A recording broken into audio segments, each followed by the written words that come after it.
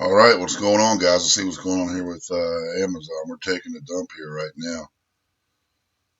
We just tapped down here close to 23.50. You got the numbers yet, or is this kind of the drop before the pop? This happens quite often. I don't see any official numbers yet. Let's check see if we got any numbers going just yet. We close here at 24.74, sitting at 23.88 right now. Small size coming through. I don't see any numbers yet. I think they're going to have a great quarter, just because everybody was ordering online in February and March. So that's what they're reporting for: January, February, March, the first quarter here. So this should be a real good report. And obviously, we're waiting on Apple, and then we're going to talk about Visa as well, and we're going to also talk about a bunch of other stocks that are reporting this afternoon, as well as stocks that are reporting tomorrow and next week. And we'll go over Apple's conference call when they live stream at 5 o'clock. Come on, Amazon, what's going on? Anything? I think Apple comes out at 4:30 usually is when they report. 4:15 or 4:30, so they haven't came out yet. Waiting on Amazon. Thanks everybody for tuning in. Appreciate you guys watching here at Stocks Unhinged. Please like, comment, and subscribe for more content and be notified when I go live next time. Again, we're talking Amazon earnings here. We're taking a big dump here, but this is not untypical. So it does move around a lot. So when we get some official numbers here, we're going to see either go one way or the other. Because if something was really bad, this thing would already drop down to 2,200 or something. Oh, man, that's awesome, man. Thanks for tuning in, Alex. Yeah, we're just talking about Amazon here. We're sitting at 2,400. Amazon closed at 24.74. It's breaking 2,400 now, 23.90, 23.94. Said monster miss. Oh, boy. See? And now it, boom. See how it just popped up and turned right back around to 24.74?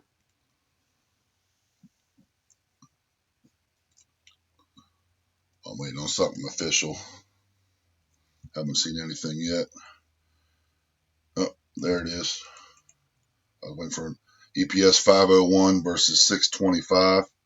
That's not good. Revenue, though, of 75 billion versus, I don't know, it's like 72. But I don't know if they're not liking the EPS here. For a long time, Amazon never even made a profit. They've just now started making a profit in the last few years. They never even made a profit. And now that their earnings per share is a little bit less, and the stock's getting punished now. So 24.75, we're at 23.50. We're down 125 points right now, 133 points. Oh boy, it's getting ugly. So right here, if you look on the chart, the bottom chart here, right here, this 2,300 level. If that breaks, watch out below. We're going back to the low 2000s here. So watch out for 2,300 to be the key level to break if it decides to go down to the downside here. I do have a few shares of Amazon. I also have calls on it, so obviously my calls won't be doing good tomorrow if this keeps up. See anything from Apple yet? Not 4:15. They just chopping around after hours. We also got Visa. They're reporting. Their numbers are out. We'll take a look at them. Stock's kind of chopping around here a little bit. Moved up a few dollars. Gilead's also coming out after hours, but everybody's watching Amazon and Apple. That's the two main ones. There's a lot more earnings I'm going to be talking about, but obviously Amazon and Apple right now are the two main focuses. So yeah, thanks everybody for tuning in. Excuse me, I gotta get a drink here.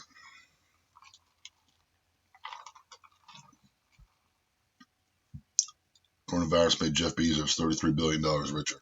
I'm trying to find the exact numbers here. I saw them posted, but they already they missed. Now look at this. Look at that pop. Do you guys see that? Do you guys see that right there? It just went from 2309 and went all the way up to 2474 in one print. Look at that. That's what trading these after hours is very, very, very tough. I mean, for the long run, I believe Amazon's going to be fine down the road. It's the Sears of our generation, and we know Sears filed for bankruptcy last year, and it's trading on the pink sheets now, I believe. But instead of getting you order from a catalog and you get it by train or delivered in the mail by the Pony Express, now you just order it on your computer and it comes to your house in 2 days. But obviously during this coronavirus pandemic, even Prime members, you order something that should be there in 2 days, 3 days maybe. It's saying a week, 2-3 weeks. There's stuff that I ordered like 2 weeks ago I still haven't got. How about you guys? But that's right. They're just shipping the essentials. I understand. Look at this turnaround here. See, a lot of times I've learned through the years that the initial reaction, all right, that first big red candle right here, unless that continues on the next print and goes lower, the initial reaction is usually followed up by an opposite and equal reaction. But we'll see.